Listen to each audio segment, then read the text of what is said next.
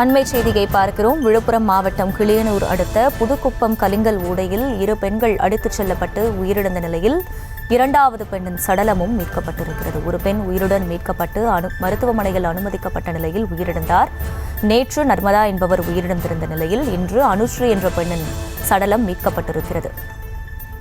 கூடுதல் விவரங்களை செய்தியாளர் ரவி வழங்க கேட்கலாம். ரவி, தற்போது 2வது பெண்ணின் சடலம் மீட்கப்பட்டிருக்கிறது. முழு விவரம் என்ன?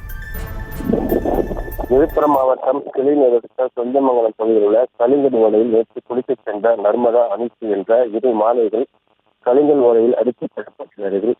அருகில் இருந்தவர்கள் நர்மதாவை மீட்டு புதுச்சேரி ஜிப்மர் மருத்துவமனையில் அனுமதித்தனர்.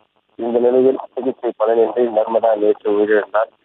இந்த நிலையில் காணாமல் போன அனுஸ்ரீயின் உடலை மீட்கும் பணியில் 2 நாட்களாக தீயணைப்புத் துறையினர் மற்றும் சொந்தமங்கலம் பகுதியைச் சேர்ந்த இளைஞர்கள், கிராம இளைஞர்கள் மற்றும் 2 தினங்களாக தேடி வந்தனர். இந்த நிலையில் இன்று வெயிலுக்கடியில் குதிரைக்குள் சிக்கியிருந்த மாணவி அனுஸ்ரீயின் உடல் மீட்கப்பட்டு தற்சமயம் புதுச்சேரி ஜிப்மர் மருத்துவமனைக்கு உடற்கூறு அனுப்பி வைக்கப்பட்டுள்ளது. விவரங்களுக்கு நன்றி ரவி.